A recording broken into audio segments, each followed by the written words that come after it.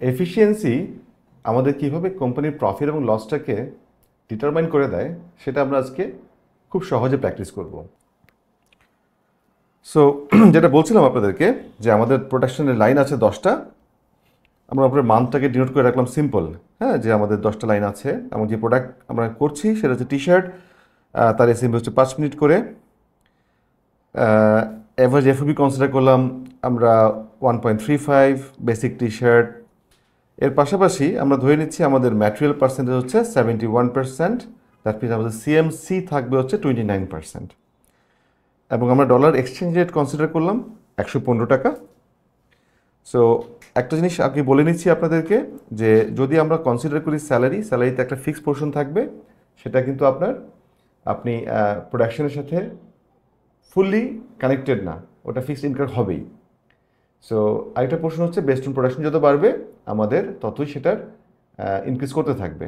একইভাবে আমাদের ওভারহেড কস্টে যদি আমরা দেখি, সেখানেও একটা ফিক্সড পোর্শন থাকবে, যেটা হচ্ছে আপনি অপারেট করেন, কত স্কেলে করছেন না করছেন সেটা ইম্পর্টেন্ট না, সেটা ইনকার হবেই। বাকিটুকু হচ্ছে আপনার ভেরিয়েবল পোর্শন, যেটা প্রোডাকশন ক্যাপাসিটি বাড়ার সাথে সাথে বাড়বে।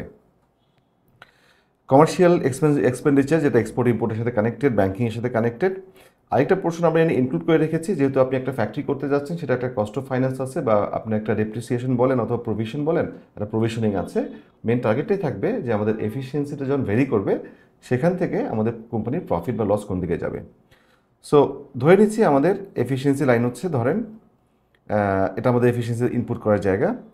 সো আমাদের যদি এইখানে আমরা চিন্তা করি যে আমাদের ফ্যাক্টরিটা 40% এফিসিয়েন্সি রান করছে, তাহলে খেয়াল করে দেখেন 40% এফিসিয়েন্সি রান করলে আমাদের ওই ফ্যাক্টরি এক্সপোর্ট করবে প্রায় $4,53,000।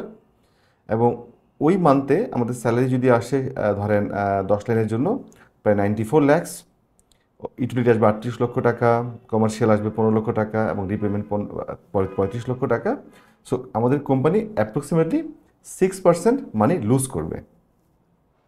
So somehow let us focus যে আমরা যদি এখান থেকে এফিসিয়েন্সিটা 50% নিয়ে যাই নেক্সট মান্থে। সো দেখেন 50% যদি আমাদের এফিসিয়েন্সি চলে যায়, তাহলে আমাদের প্রোডাকশন কিন্তু দেখেন আমাদের প্রোডাকশন কোয়ান্টিটিও বাড়ছে, আমাদের টার্নওভার রেভিনিউ বাড়তেছে। এই অবস্থাতে আমাদের নেট রেজাল্টটা লসে থাকবে না, আমরা প্রফিটের দিকে যাচ্ছি। Let us consider another scenario, যেখানে আমরা 60% এফিসিয়েন্সি রিয়েলাইজ করব। যদি আমরা 60% এফিসিয়েন্সি রিয়েলাইজ করি, তখন দেখেন আমাদের একই অর্ডার নিয়ে কাজ করছি, আমরা একই এসএমভি, একই প্রোডাক্ট, কিন্তু ওই মাসে কিন্তু আমরা দেখেন আমাদের এক্সপোর্ট কোয়ান্টিটি এবং এক্সপোর্টের রেভিনিউ দুটোই বেড়ে যাবে। এবং সেক্ষেত্রে আমাদের সকল ওভারহেড, স্যালারি, কস্ট সব বিট আপ করার পরেও কোম্পানি 4.66% প্রফিটের দিকে যাবে। নাও লেট আস ইমাজিন একটা টি শার্টে যদি আমরা কন্টিনিউয়াস ফিট করতে পারি, তাহলে আমরা 80% এফিসিয়েন্সি রিয়েলাইজ করব। তাহলে দেখেন একই ফ্যাক্টরিতে একই ইনভেস্টমেন্টে আমাদের প্রফিট কিন্তু প্রায় 10% হচ্ছে। সো দেখেন খুব সিম্পলি আমাদের একটা সেট আপে খুব ছোটো একটা মডেল ফ্যাক্টরি আমরা কথা বললাম, যেখানে আমাদের এফিসিয়েন্সি 40 থেকে 80%-এ গেলে সেখানে প্রফিট লস থেকে কোম্পানিটা ফুল প্রফিটে চলে যাচ্ছে। সেই জন্য এটা ইম্পর্টেন্ট যে আমরা একটা ফ্যাক্টরির এফিসিয়েন্সিটা প্রথমে আইডেন্টিফাই করে নেব, যে আমাদের ব্রেক ইভেন এফিসিয়েন্সি কত এবং প্রফিটের জন্য আমাদের টার্গেট এফিসিয়েন্সি কত।